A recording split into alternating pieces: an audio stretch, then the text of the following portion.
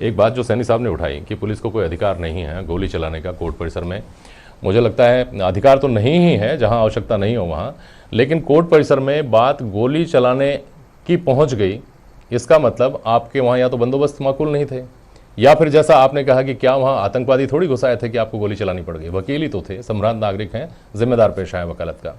तो ऐसी क्या स्थितियां बन गई थी?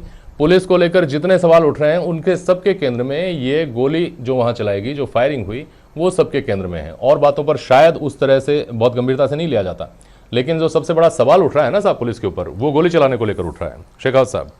वो जेपी शर्मा साहब, ये बात बिल्कुल सही है कि कोई बहुत बड़ी बात नहीं थी जिस बात को लेकर इतना बड़ा विवाद हुआ है।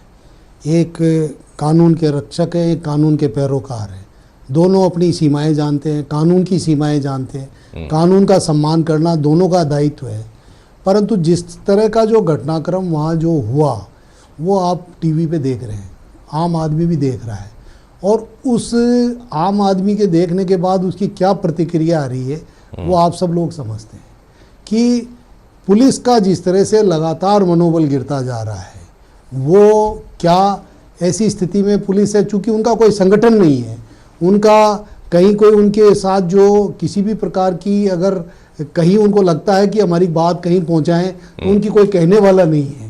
तो उस स्थिति के अंदर जिस तरह से घटनाक्रम पूरे देश भर में बनाया जा रहा है, मैं समझता हूं बड़ा अफसोसजनक है। दोनों लोगों को, दोनों पक्षों को इस बारे में समझना चाहिए कि हमारा मूल दायित्व ये है कि हम कानून की रक्षा करें, पर हम जिस तरह खुलेआम कानून की धज्जियां उड़ा रहे हैं, जिस तरह से हम कानून के साथ खिलवाड़ कर रहे हैं, तो इसका हमारे समाज पे, अपराधियों पे और दूसरे लोगों पे क्या प्रभाव होगा, ये सबसे बड़ी जिम्मेदारी, ये सबसे बड़ा सवाल है। सबसे बड़ा सवाल ये है कि हम, हमारे ऊपर जो दायित्व है उसको हम पूरा नहीं कर रहे, चाहे वो पुलिस भी है, चाहे वकील भी। धरना खत्म हो गया है, लेकिन ये एक महत्वपूर्ण बात है राजेंद्र सिंह शेखावत जी जो आपने छेड़ी, और मैं उस पर सवाल कर रहा हूँ आपसे कि पुलिस को हमने आज जिस तरह से अपनी बात सार्वजनिक रूप से रोष व्यक्त करते हुए, धरना देकर कहते हुए देखा, ये दृश्य पहले नहीं देखा गया। इस स्थिति मतलब बात यहां तक पहुंच गई कि सामूहिक तौर पर आकर उनको रोष अपना दिखाना पड़ा, अफसरों को उनको समझाने की कोशिश करनी पड़ी, जो कि नाकाम होती दिख रही थी, नारेबाजी रुक नहीं रही थी।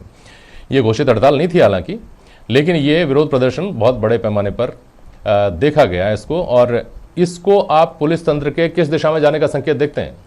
दरअसल में जेपी शर्मा जी, क्या है कि पुलिस का जो व्यवहार है, हाँ जी, एक तो उसके ऊपर चिंतन करना पड़ेगा कि पुलिस का व्यवहार क्यों बिगड़ रहा है। 7-7 दिन तक लगातार नौकरी कर रहे हैं, 24 घंटे नौकरी कर रहे हैं, पुलिस की संख्या कम है, हाँ। जितनी उसकी आवश्यकता है उससे 25% हर जगह पुलिस का जाब्ता कम है, पदोन्नतियां समय पर नहीं है, वर्कलोड बढ़ता जा रहा है, चाहे लॉ एंड ऑर्डर में, चाहे वीआईपी ड्यूटी में।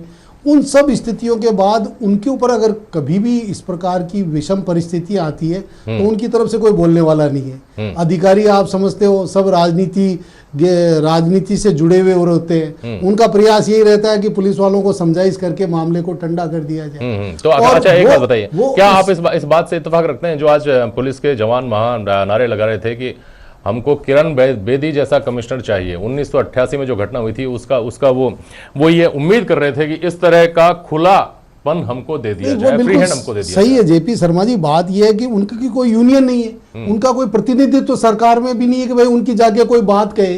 वो जो हाईकोर्ट के अंदर एक पक्षीय कार्रवाई हुई, उससे पुलिस वालों के परिवार के लोग, पुलिस के लोग, पुलिस से जुड़े हुए लोग, उनके मन में ये आया कि इससे तो पूरी तरह से पुलिस का मनोबल गिर जाएगा। अब उनके पास कोई प्लेटफॉर्म नहीं बचा था, तो उन लोगों ने अपनी रिएक्शन दी है कि अगर इस तरह से हमको काम करना पड़ेगा तो निश्चित रूप से ये होगा कि हमारा कहीं पे भी मनोबल लगातार गिरता रहेगा और उसकी कोई ना कोई सीमा तो आएगी। और वो सीमा आज है जो मैं समझता हूं कि एक अनुशासित संगठन जिसको कभी भी जो हड़तालों को रोकने का काम करता है, जो विरोध प्रदर्शनों को रोकने का काम करता है, उसको खुद को सड़कों पे उतरना पड़ा।